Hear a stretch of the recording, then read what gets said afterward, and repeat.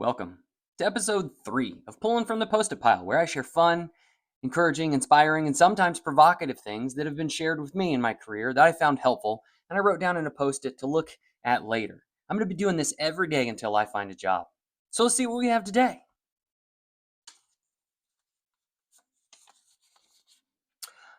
This is a good and functional one. Disagree and commit, but there's a footnote on here. Why voting works.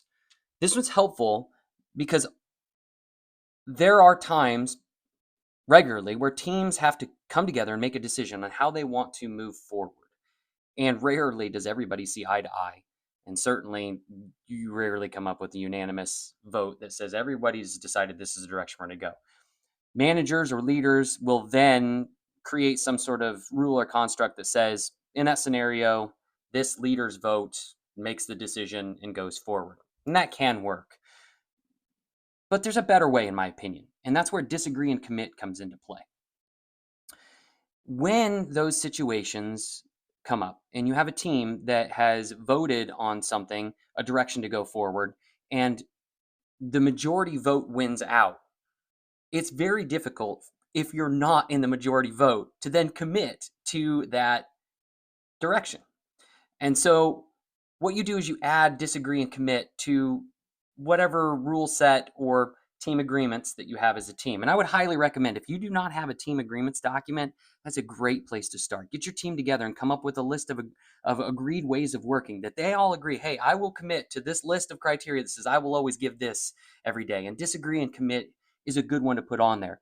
So in that situation, I'm saying that if my vote or my vote didn't win out, and we're not going to go forward with the idea that I thought was the best idea, I'm still making my commitment to all of my peers that I will disagree and still commit to give you 100% effort to see that idea be successful.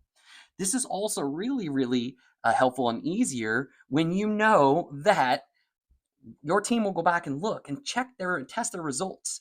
Did the idea work? And if it didn't, you can also then remember that, well, maybe we'll try my idea. And the people who didn't agree with my idea will also disagree and commit to that idea to see what will go forward. This is a great way to lower the stakes on testing ideas and also create an environment in which case people can count on their peers to give their best effort, even when they disagree with the decision that's made forward. So again, disagree and commit. It's why voting works. If your team doesn't have a team agreements document, I would highly recommend that you get started with it and just come up with those. And disagree and commit can be a really, really helpful one to add there.